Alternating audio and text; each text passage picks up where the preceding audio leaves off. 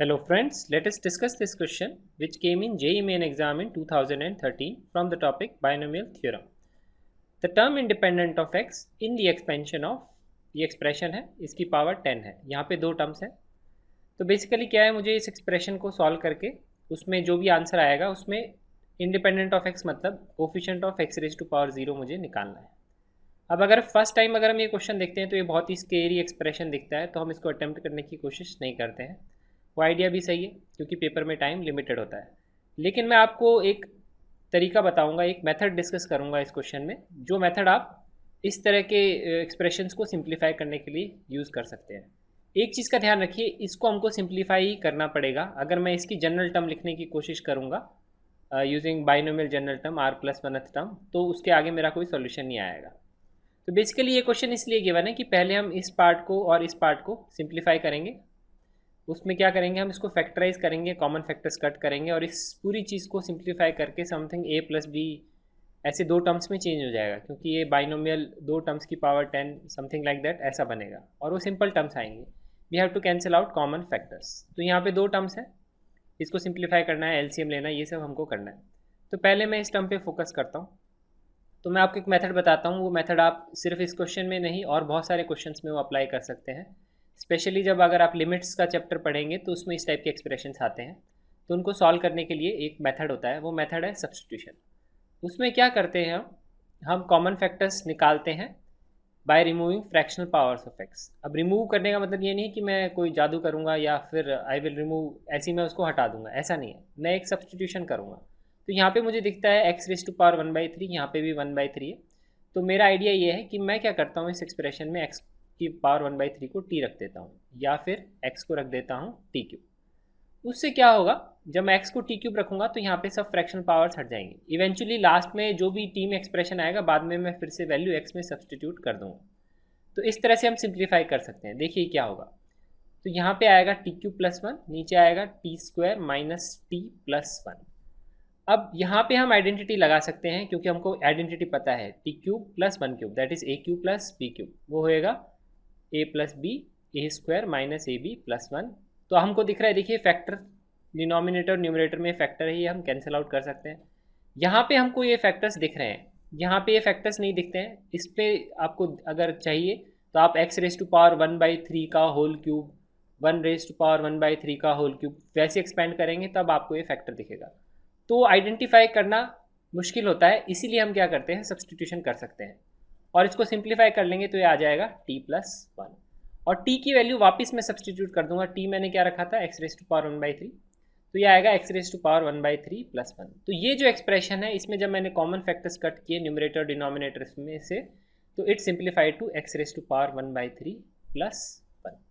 तो ये जो एक्सप्रेशन है इसमें दो टर्म्स हैं, तो पहली टर्म को मैं लिख सकता हूँ x raise to power 1/3 plus 1।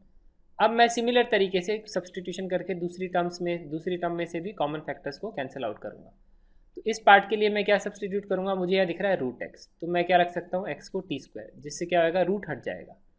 It means x raise to power half equal to t. तो जब मैं सब्सटीट्यूट करूंगा तो न्यूमरेटर में आएगा टी स्क्वायर माइनस 1, डिनोमिनेटर में आएगा टी स्क्वायर माइनस टी। इसके हम फैक्टर्स कर लेंगे तो आएगा a square minus b square a plus B a minus b, नीचे डिनोमिनेटर में टी कॉमन आ जाएगा, we can cancel out t minus 1, तो यहाँ बचेगा t प्लस 1/t। उसको सिंप्लीफाई करेंगे तो आएगा 1 प्लस 1/t। अब t की वैल्यू हम वापस सब्सटीट्यूट कर देंगे x raise to power half. तो इस चीज़ को सिंप्लीफाई करने के बाद में आया 1 plus 1 upon x raise to power half. तो देखिए t की फॉर्म्स में कैलकुलेशन करना बहुत आसान है रेदर देन x की पावर में अगर हम कैलकुलेशन करेंगे। तो अब मैं ये वैल्यू यहाँ पे सेकेंड टर्म में सब्सटीट्यूट कर देता हूँ, माइनस ये जो भी वैल्यू यहाँ पे मैंने इवेल्युएट करी। उसके बाद में देखिए अब ये एक्सप्रेशन में क्या होएगा, 1 और 1 कैंसिल आउट हो जाएगा और बचेगा x raise to power 1/3 minus 1/x raise to power half raise to power 10।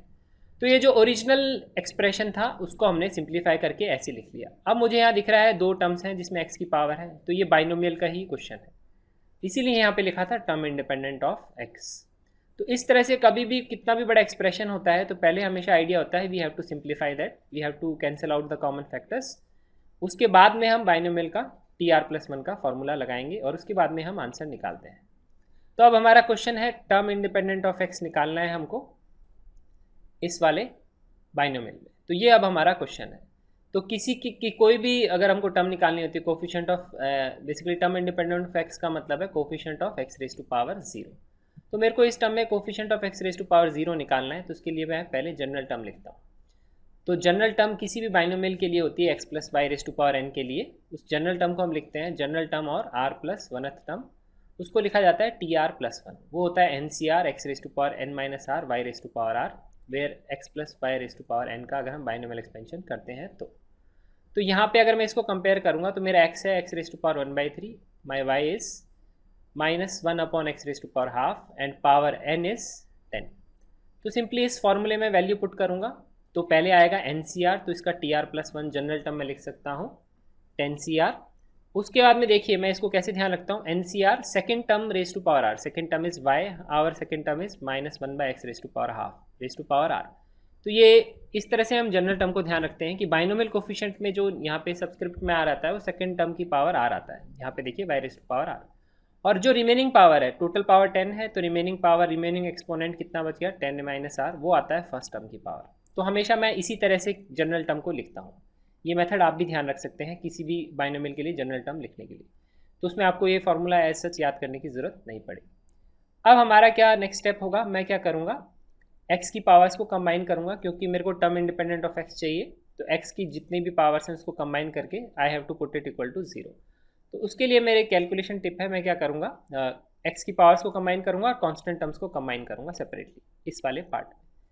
तो कांस्टेंट टर्म मुझे दिखेगी -1 रेज टू पावर आर, तो उसको मैं लिख लूँगा अलग से। और जो वेरिएबल टर्म है वो x है, तो यहाँ पे दिखेगा x raise to power 10 minus r/3, और यहाँ दिखेगा x raise to power -r/2, because ये डिनोमिनेटर में है। तो अब मैं इनको कंबाइन कर लूँगा जस्ट, तो मैं पावर्स को ऐड कर सकता हूँ क्योंकि सेम बेस है। फिर मैं एलसीएम ले लूँगा और उसके बाद में इसको सिंप्लीफाई करेंगे तो आएगा 20 माइनस 5r/6। तो इस पूरे एक्सप्रेशन की जगह मैं लिख सकता हूँ फिर -1 raise to power r x raise to power 20 minus 5r/6। तो ये हमारी आ गई general term of this binomial expression. उसके बाद में मुझे निकालना है टर्म इंडिपेंडेंट ऑफ x। तो इसका मतलब मुझे इस जनरल टर्म में से मेरे को चाहिए x raise to power zero का कोफिशिएंट। तो x raise to power zero का कोफिशिएंट चाहिए, तो मैं क्या करूँगा, जो x रेज टू जो भी पावर आई है उसको इक्वेट कर दूंगा ज़ीरो से, उससे मैं निकालूंगा r की वैल्यू, और उस r की वैल्यू को मैं यहाँ सब्सटीट्यूट करूँगा तो मेरे को आएगा coefficient of x raise to power zero. तो इसको मैं इक्वेट करूँगा ज़ीरो के, इससे आएगा 20 इक्वल टू 5r, आया r equal to 4। r equal to 4 हम इस जनरल टर्म में पुट करेंगे तो हमको मिलेगा, यहाँ आएगा t5। तो t5 का मतलब है कि फिफ्थ टर्म जो है वो इंडिपेंडेंट ऑफ x है, फिफ्थ टर्म में x की कोई भी टर्म नहीं आएगी। तो अभी राइट हैंड साइड में वैल्यू पुट करेंगे तो आएगा 10c4 -1 रेज टू पावर 4, और ये आएगा x raise to power zero, क्योंकि इसी को हमने इक्वेट किया था ज़ीरो, तभी आया था r इक्वल टू 4। तो coefficient of x raise to power zero क्या है, वो ये वाला पार्ट है। वही टर्म क्या है, independent of x, because x raise to power zero is 1। तो इसको मैं यहाँ लिख सकता हूँ 10c4, मैंने -1 रेज टू पावर 4 को हटा दिया, बेसिकली दैट इज़ 1। तो मेरे को ये वैल्यू इवेल्युएट करनी है, क्वेश्चन सिंप्लीफाई होकर यहाँ पे पहुँच गया है। तो 10c4 के लिए हम NCR का फॉर्मूला यूज़ करेंगे, n factorial by r factorial n minus r factorial, where our n is 10, r is 4। तो आएगा 10 फैक्टोरियल बाय 4 फैक्टोरियल 6 फैक्टोरियल। उसके बाद में फैक्टोरियल्स को कैंसिल आउट या सॉल्व करने के लिए हम क्या करते हैं, जो बड़ा फैक्टोरियल होता है उसको हम मल्टीप्लिकेशन में ऐसे लिख के अप टू स्मॉल फैक्टोरियल, जो फैक्टोरियल हम कैंसिल आउट कर सकते हैं, जैसे यहाँ 6 फैक्टोरियल है, डिनोमिनेटर में भी 6 फैक्टोरियल है, इस फॉर्म में लिख के हम इसको कैंसिल आउट करते हैं। उसके बाद में सिर्फ कैलकुलेशन है, I can cancel out this 4 to 8, then I can cancel out 3 3 9। इसके बाद में क्या वैल्यू कैलकुलेट करके आएगी 210, विच इज़ आवर आंसर सी।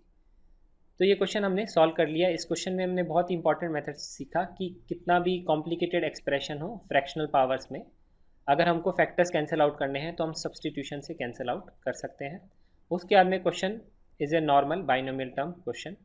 ये मेथड आप लिमिट्स वाला जो चैप्टर है उसमें भी आप यूज़ कर सकते हैं। So this concludes the solution of this question.